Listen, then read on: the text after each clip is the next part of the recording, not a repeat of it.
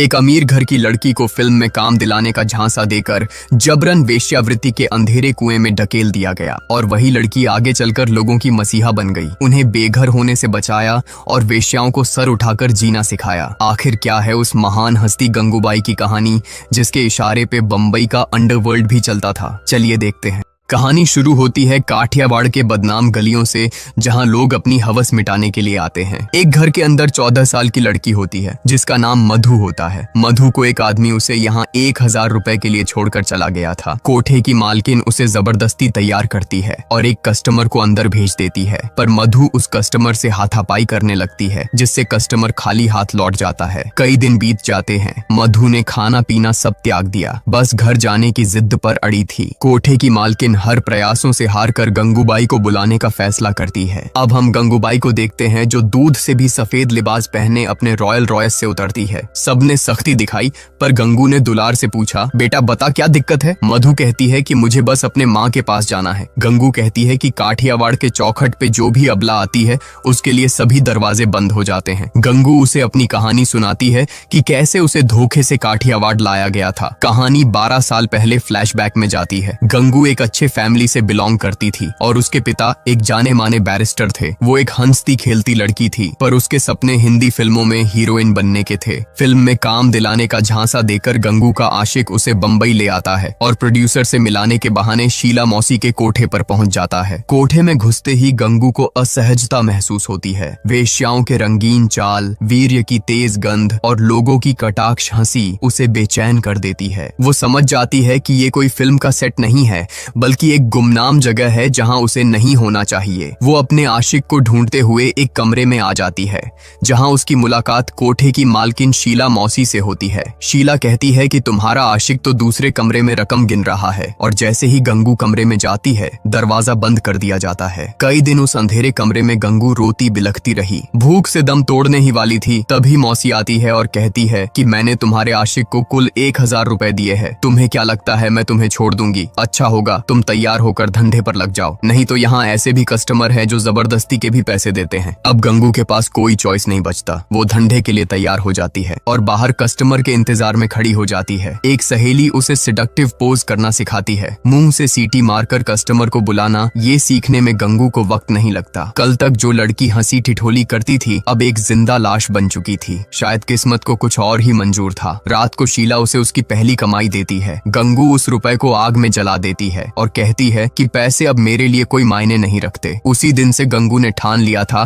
कि काठियावाड़ के हर एक औरत की तकदीर बदल देगी। अब 2 साल बीत जाते हैं। कोठे पर गंगू का दबदबा चलने लगता है, क्योंकि उसके नेक दिल इरादों ने सभी वेश्याओं को अपनी तरफ कर लिया था। इसीलिए मौसी को भी गंगू की हर बात माननी पड़ती थी। एक दिन बोहनी के समय शीला देखती है कि गंगू सबको लेकर फिल्म देखने जा रही है। मौसी के ऐतराज जताने पे गंगू ने उल्टा उसी पर रौब झाड़ दिया। गंगू का ये रवैया शीला के दिमाग में घर कर जाती है। वो कसम खा लेती है कि गंगू को उसकी औकात दिखाकर रहेगी। एक दिन सुबह के 4 बज रहे थे। शीला को दलाल बताता है कि शौकत अली खान नाम का एक कस्टमर आया है और वो इस वक्त गंगू से मजे करना चाहता है। शीला गंगू को उठाती है और कहती है कि सामने वाली पार्टी मोटा पैसा देने के लिए तैयार है, तू कहे तो मैं उसे कमरे में भेजती हूँ। गंगू भी हाँ कर देती है और शौकत के साथ कमरे में चली जाती है, पर वो नहीं जानती थी कि शौकत एक खतरनाक किलर था और इसे शीला मौसी ने ही पैसे देकर बुलाया था ताकि ये गंगू को सबक सिखा सके। शीला कोठे के दलालों को भी बहाने से दूर भेज देती है ताकि वो बीच बचाव न कर सके। शौकत गंगू को बेरहमी से मारता है। उसकी चीखों से बाकी सहेलियां इकट्ठा हो जाती हैं, पर तब तक बहुत देर हो चुका था। कुछ दिन बाद गंगू को होश आता है तो वो अस्पताल में होती है। उसके शरीर पर 30 टांके लगे होते हैं और उसके हाथ पैर की हड्डियां भी टूट चुकी होती हैं। मौसी ने मगरमच्छ के आंसू दिखाए और कहा कि कोई बात नहीं, इस धंधे में ऐसा होता रहता है, चलो इस बहाने तुम्हें आराम तो मिला। पर मौसी को कहाँ एहसास था कि ये घायल शेरनी बदले का मन बना चुकी है। गंगू सीधा बंबई के सबसे खतरनाक अंडरवर्ल्ड डॉन के ठिकाने पे जाती है। उस डॉन का नाम होता है रहीम लाला। पहले तो लाला उसकी बातों पर ज्यादा ध्यान नहीं देता, फिर वो अपने शरीर के जख्म दिखाती है, तब जाकर रहीम का कलेजा पसीजता है। दरअसल रहीम लाला अपने उसूलों का पक्का इंसान था। उसे यकीन नहीं होता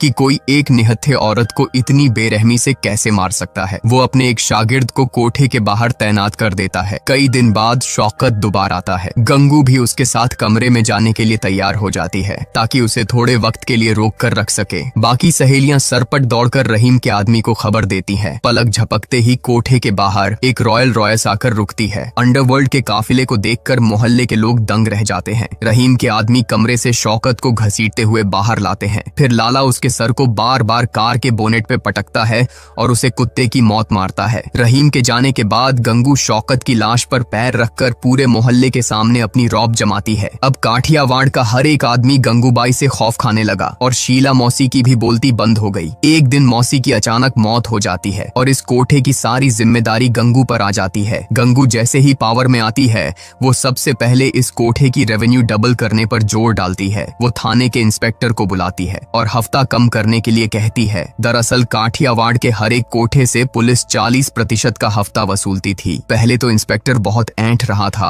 पर रहीम लाला की धमकी सुनते ही वो खौफजदा हो गया। फिर गंगू सबके सामने अपने आप को लीडर घोषित कर देती है। बाकी सहेलियां भी बहुत खुश थीं। उन्हें विश्वास था कि गंगूबाई के रहते उनकी किस्मत चमक उठेगी, पर गंगू के सपने इससे भी बड़े थे। वो पूरे काठियावाड़ की प्रेसिडेंट बनना चाहती थी ताकि यहाँ के सभी औरतों को उसका हक दिला सके। अब कहानी वापस आगे आती है जहाँ गंगू मधु को अपनी आप बीती बता रही थी। वो उसके सामने दो ऑप्शन रखती है कि या तो तू जहर खा ले या फिर धंधे पर बैठ जा। मधु ने जहर चुनना सही समझा और कहा कि मौत मंजूर है पर जलालत नहीं। ये सुनते ही गंगू का दिल पिघल जाता है। वो कोठे की मालकिन से मधु को 10,000 देकर खरीद लेती है और उसे अपने कोठे पर ले आती है। वो अपने एक चमचे को कुछ पैसे देती है और कहती है कि इसे इसके गांव पहुंचा दे। अब हम एक बूढ़े आदमी को देखते हैं जो यहाँ कपड़े बेचने आया करता था। उस दिन उसका जवान बेटा भी साथ आया था जिसका नाम अफसान होता है। पहली नजर में ही अफसान की मासूमियत गंगू का दिल जीत लेती है। अफसान भी गंगू की खूबसूरती से अपना होश गवा बैठता है। अब अफसान रोज काठियावाड़ के गलियों में आता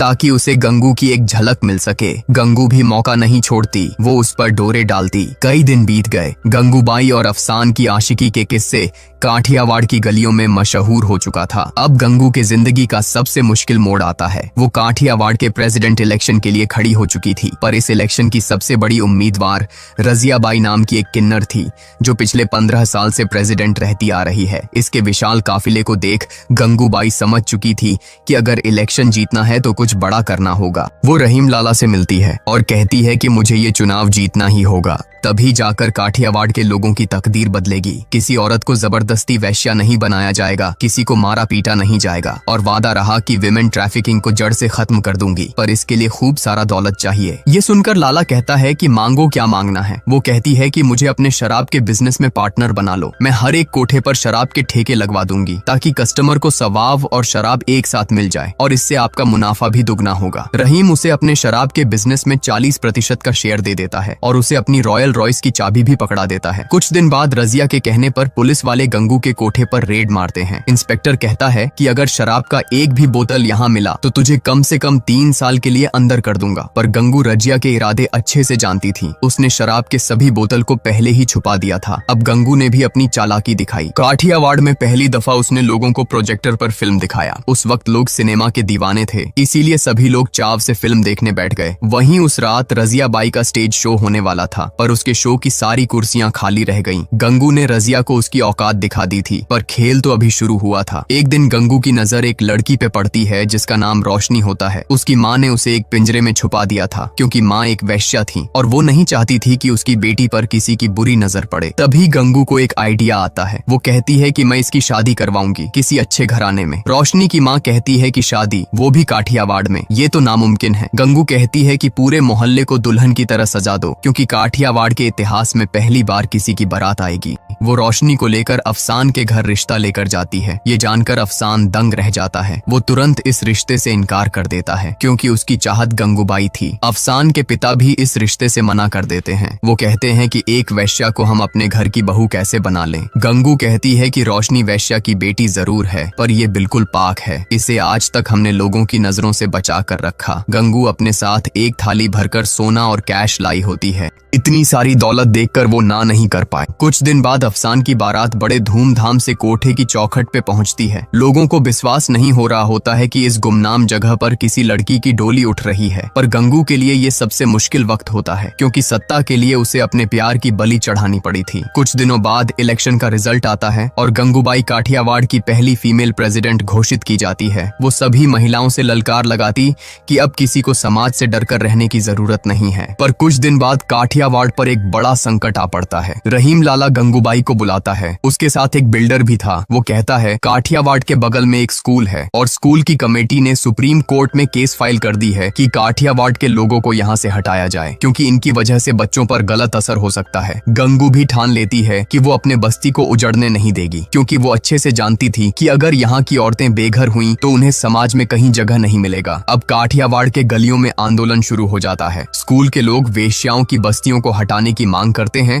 और गंगूबाई के खिलाफ नारे लगाते हैं। पर इस संकट से बचाने के लिए एक जर्नलिस्ट आता है जिसका नाम होता है अमित फैजी। वो गंगूबाई से मिलता है और उसके जीवन से रिलेटेड सारी जानकारियां इकट्ठा कर लेता है। उसने गंगूबाई के आत्मकथा पर एक किताब लिखा था जो पूरे भारत भर में फेमस हो जाती है। फैजी कहता है कि कल बड़े बड़े नेता की एक कमेटी बैठने वाली है और तुम्हें वहां इनवाइट किया गया है। तुम वहां काठियावाड़ का मुद्दा उठाना, शायद वहां तुम्हारी बात पूरी दुनिया तक पहुंचेगी। वो उसे एक स्पीच लिखकर देता है ताकि वो आसानी से अपनी बात कह सके। कल फंक्शन के दौरान गंगूबाई स्पीच पढ़ नहीं पाती। वो स्पीच के पन्ने को फाड़ देती है और एक चेयर मंगवाती है। फिर आराम से बैठकर अपनी बात कहने लगती है। वो कहती है कि हम अपने धंधे में किसी के साथ भेदभाव नहीं करते। हमारे पास अमीर गरीब गोरे काले सभी तरह के लोग आते हैं, पर हमारे साथ ऐसा भेदभाव क्यों हो रहा है? क्यों स्कूल वाले हमें बेघर करने पे तुले हैं? वो कहते हैं कि स्टूडेंट्स पर हमारा बुरा प्रभाव पड़ रहा है, पर हम पर उनका अच्छा प्रभाव क्यों नहीं पड़ता? अगर हम गलत है तो हमारे पास आने वाले लोग भी तो गलत हैं। पर सिर्फ हम वेश्याओं को ही क्यों समाज नफरत करती है? हमारी वजह से ही महिलाएं सुरक्षित रहती हैं, क्योंकि हम कई हैवानों की हवस की आग बुझाते हैं।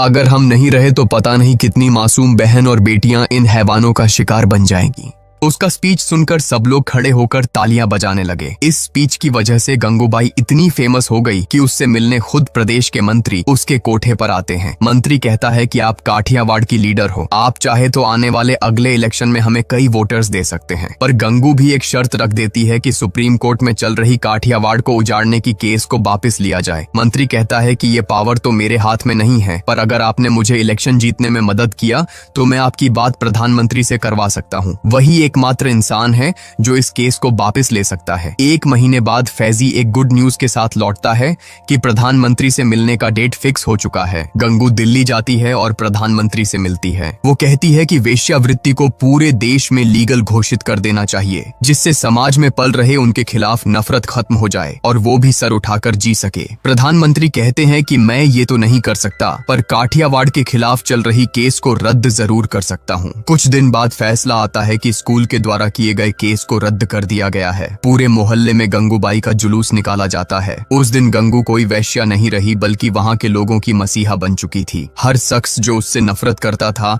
उसने भी झुककर उसे सलाम ठोका और ये कहानी यहीं खत्म हो जाती है। वीडियो अच्छी लगी हो तो कमेंट्स में बताइए और ऐसे ढेर सारी इंटरेस्टिंग स्टोरी के लिए चैनल को सब्सक्राइब कीजिए।